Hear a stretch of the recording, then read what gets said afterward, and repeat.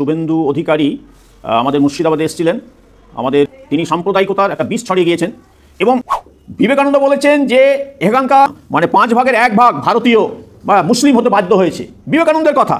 আমি শুভেন্দু অধিকারীদের প্রশ্ন করতে চাই যে আজকে হিন্দু কমার কথা বলছেন, কিন্তু আগে বলুন অশোক ভারতের যাকে শ্রেষ্ঠ সম্রাট বলা হয়, সে অশোক কেন হিন্দু ধর্ম ছেড়ে বৌদ্ধ ধর্ম গ্রহণ করেছিলেন? শুধু অশোক তো করেননি, তার সঙ্গে নিশ্চয় অজস্র আরও হাজার হাজার লক্ষ লক্ষ মানুষ বৌদ্ধ ধর্ম গ্রহণ করেছিলেন। তারপরে 1956 সালে 15 অক্টোবর যে আম্বেদকর নাগপুরে 3,65,000 হিন্দু তারা বৌদ্ধ ধর্ম গ্রহণ করেছিল। এই কিছুদিন আগে 2022 সালে 9 অক্টোবর 10,000 হিন্দু দিল্লিতে 10,000 হিন্দু সেখানে ধর্মান্তরিত হয়ে বৌদ্ধ ধর্ম গ্রহণ করেছে। কেন? সত্য উন্মোচনে ভিডিওটির শেষ অবধি সঙ্গে থাকবেন। ধন্যবাদ। তিনি বাংলাদেশে হিন্দু কমে যাচ্ছে বলে শুভেন্দু অধিকারী খেদ প্রকাশ করেছেন, কিন্তু কেন বাংলাদেশে হিন্দু সংখ্যা কমেছে সেটাকে তিনি না দেখে তিনি মুসলমানরা তাদেরকে জোর করে ধর্মান্তরিত করছে বলছে। ভারতেও এই অপবাদ দেওয়া হয় যে মুসলমানরা যখন শাসন চালিয়েছিল তখন এই ভারতে মুসলমানরা জোর করে মুসলমান করেছে হিন্দুদেরকে। কিন্তু সত্য হচ্ছে বিবেকানন্দ বলেছেন যে এখানকার নিম্নবর্ণের হিন্দুদের উপরে এখানকার পুরোহিত জমিদার শ্রেণীর মানুষরা এত অত্যাচার করেছে যে তারা 5 ভাগের 1 ভাগ ভারতীয় বা মুসলিম হতে বাধ্য হয়েছে। বিবেকানন্দের কথা। আমি শুভেন্দু অধিকারীদের প্রশ্ন করতে চাই যে আজকে হিন্দু কমার কথা বলছেন, কিন্তু আগে বলুন অশোক ভারতের যাকে শ্রেষ্ঠ সম্রাট বলা হয়, সে অশোক কেন হিন্দু ধর্ম ছেড়ে বৌদ্ধ ধর্ম গ্রহণ করেছিলেন? শুধু অশোক তো করেননি, তার সঙ্গে নিশ্চয় অজস্র আরও হাজার হাজার লক্ষ লক্ষ মানুষ বৌদ্ধ ধর্ম গ্রহণ করেছিলেন। তারপরে 1956 সালে 15 অক্টোবর যে আম্বেদকর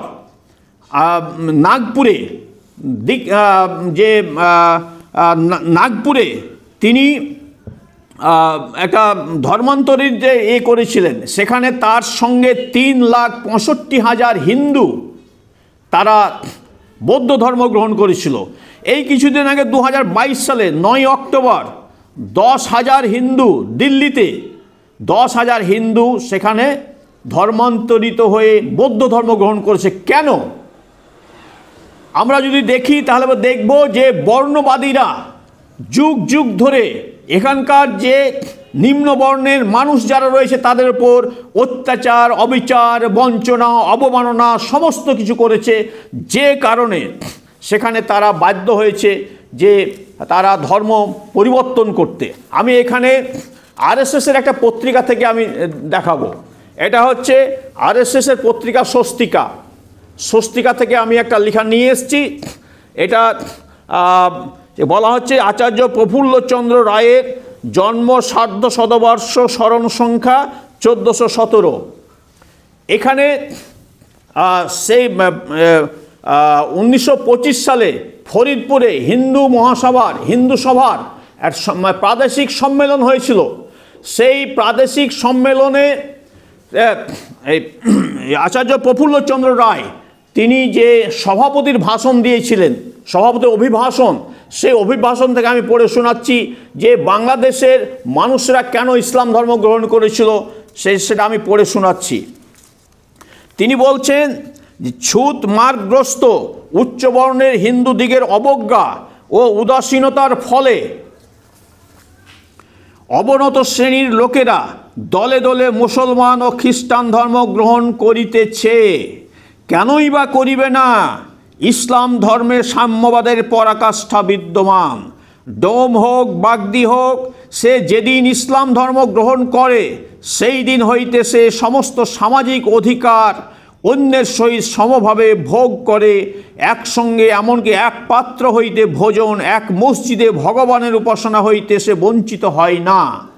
কে বলছেন? প্রফুল্লচন্দ্র রায় বলছেন। কোথায় বলছেন? হিন্দু সভার সম্মেলনে তখনও এই জনসংখ্যা নিয়ে অনেক বিভ্রান্তিকর মিথ্যা প্রচার করা হচ্ছিল। সেই হিন্দু যে মহাসভার সম্মেলন ফরিদপুরে হয়েছিল, সেখানে বলছেন, আরও তিনি বলছেন, এক কথায় বলিতে গেলে হিন্দু সমাজ কেবল পায়ে ঠেলিতে পারে, কোলে টানিয়া আনিবার শক্তি তাহার নাই। তিনি আরও বলছেন, হিন্দু সমাজ ইহাদিগকে ইতর জীব জন্তু অপেক্ষা ঘৃণা করে এবং কোণঠাসা করিয়া রাখে। তো এই ধরনের যে সমাজে এখানকার মানুষরা এতটা অবমানিত হয়, এতটা অত্যাচারিত হয়, তারা অধিকারহীন হয়, তারা যদি ধর্মান্তরিত হতে বাধ্য হয়, সেই দায়টা চাপানো হয় কারো ইসলামের উপরে, মুসলমানদের উপর, মুসলমান শাসকদের উপরে। শুভেন্দু অধিকারীদেরকে বলবো যে আপনারা নিজেদের যে বর্ণবাদী চরিত্রটাকে সংশোধন করুন, মানুষকে ভালোবাসতে শিখুন, মানুষের পাশে দাঁড়ান, তাদের অধিকার দিন, চাকরি থেকে তাদের অধিকার বঞ্চিত করবেন না, তাদের ধর্মীয় অধিকার থেকে বঞ্চিত করবেন না, শিক্ষার অধিকার থেকে বঞ্চিত করবেন না। তিনি দেশভাগের দায় মুসলমানদের উপর চাপাচ্ছেন। তিনি দেশভাগের দায় মুসলমানদের উপর চাপিয়ে বলছেন যে মুসলমানরা দেশটা ভাগ করেছে, অতএব মুসলমানরা কেন এখানে থাকবে। তিনি এটা দেশভাগটা কে করেছে? দেশভাগটা হিন্দুরাই করেছে।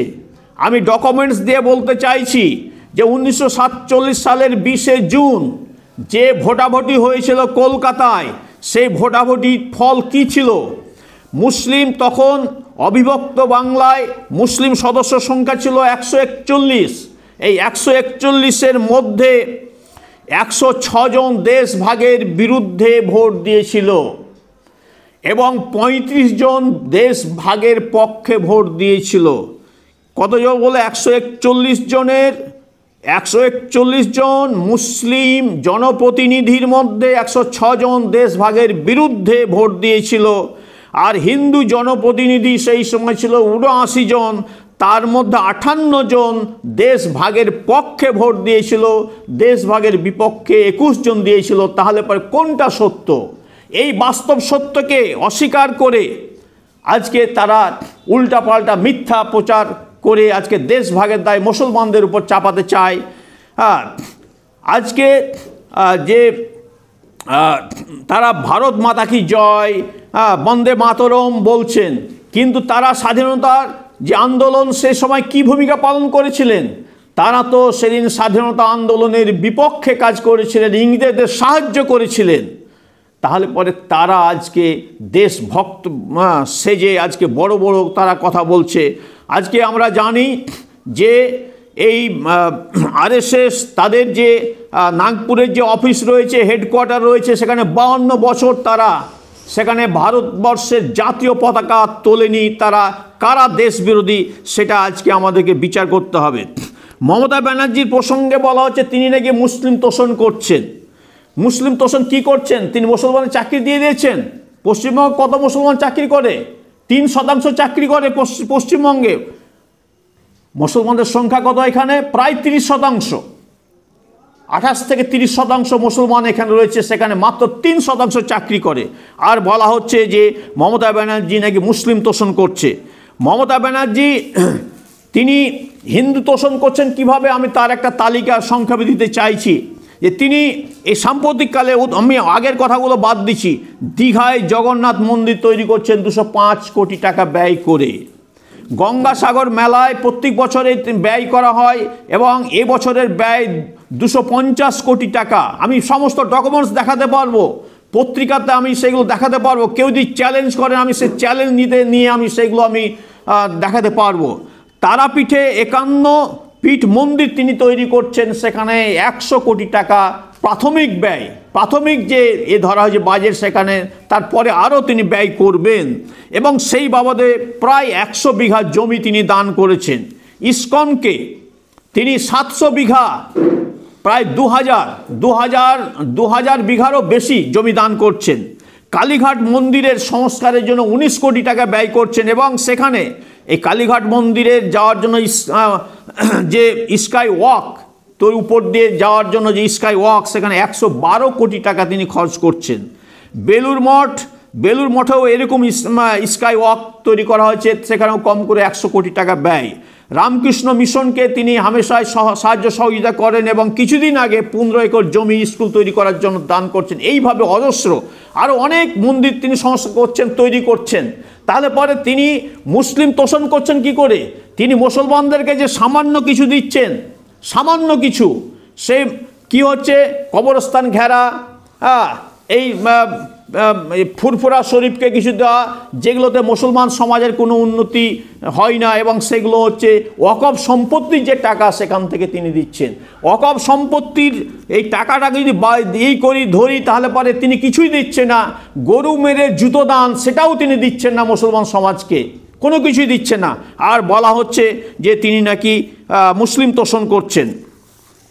তো এখানে শুভেন্দু অধিকারী কেন, আমার শেষ প্রশ্ন যেটা খুবই গুরুত্বপূর্ণ, যে তিনি এইভাবে মিথ্যাচার কেন করছেন?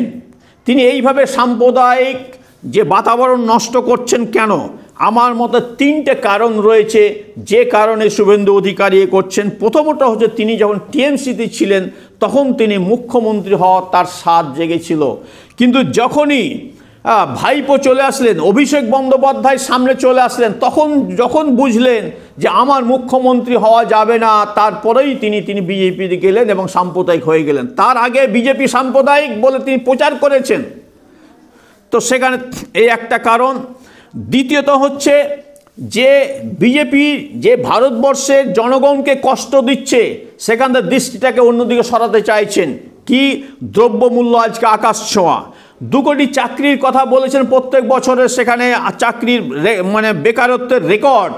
15 লাখ টাকা ব্যাঙ্ক অ্যাকাউন্টে দেবেন, সেটা মিথ্যা প্রমাণিত হয়েছে। পেট্রোল ডিজেলের দাম প্রায় ডবল হয়ে গেছে। টাকার দাম মোদি বলেছিলেন যে সেই এর সঙ্গে ডলারের সঙ্গে টাকার তিনি কম্পেয়ার করবেন, সেখানে কাছাকাছি নিয়ে যাবেন। আজকে $1 আজকে 86 টাকা আমাদেরকে দিতে হচ্ছে, যার ফলে আমাদের যে আমদানি সেটা আমাদের লস হচ্ছে।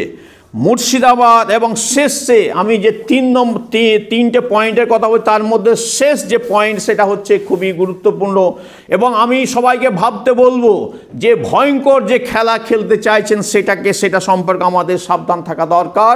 এই মুর্শিদাবাদ, মালদা এবং আরও কিছু জেলায় সেখানে একটা গণহত্যা এখানে করতে চান। কাশ্মীরের জম্মুতে স্বাধীনতার 3 মাস পরেই যেভাবে গণহত্যা চালানো হয়েছিল, সেই জম্মুতে 60% মুসলিম ছিল, সেখানে আজকে মাত্র 10-12% সেখানে মুসলমান বসবাস করছে। সেই রকম আজকে মুর্শিদাবাদ এবং মালদাতে সেই আরএসএসের নেতৃত্বে, বিজেপির নেতৃত্বে সহযোগিতা, এখানে গণহত্যার পরিকল্পনা, এবং তার জন্যই আজকে সমগ্র মিডিয়া ঝাঁপিয়ে পড়েছে সন্ত্রাসবাদী বলে। আর এখানে বাংলাদেশের ইস্যুকে নিয়ে এখানে হিন্দু নির্যাতন বলে আজকে মাত করে দেওয়া হচ্ছে। বাস্তবে আমি তো মনে করি শুভেন্দু অধিকারী যদি বাংলাদেশ যান তাহলে বাংলাদেশে হিন্দুরাই তাকে পিটিয়ে বের করে দিবে। আমি 100% বিশ্বাস করি যে হিন্দু সমাজ সেখানে যেভাবে ক্ষুব্ধ, ভারতবর্ষে এখানে যেভাবে এই মিডিয়া প্রচার করছে, তারা ভীষণভাবে ক্ষুব্ধ এবং তারা সেখানে প্রতিবাদ করছে, মিছিল করছে এখানকার মিডিয়ার বিরুদ্ধে। এখানকার নেতাদের যে বক্তব্য, শুভেন্দু অধিকারীর যে বক্তব্য, তার বিরুদ্ধে তারা সেখানে মিটিং করছে। তারা ক্ষুব্ধ হয়েছে শুভেন্দু অধিকারের মতো যারা অপপ্রচার করছে, তারা যদি বাংলাদেশ যায় তাহলে বাংলাদেশে হিন্দুরা তাকে পিটিয়ে বের করে দিবে। যার ফলে আমি বলবো যে শুভেন্দু অধিকারী গতকালকে তিনি এসে যে কথাগুলো বলেছেন সেগুলো সর্বোপরি মিথ্যার বেশাদি করে গেছেন, এবং আমাদের এই বাংলার যে সম্পর্ক রয়েছে হিন্দু মুসলিমের মধ্যে, সহাবস্থান রয়েছে, সেটাকে ভেঙে তিনি যাতে ক্ষমতায় আসতে পারেন সাম্প্রদায়িকতার তাস খেলে, তার জন্য তিনি এই সমস্তগুলো করছেন। আমাদের সতর্ক থাকতে হবে। এই আবেদন জানিয়ে আমি শেষ করছি। সবাইকে ধন্যবাদ।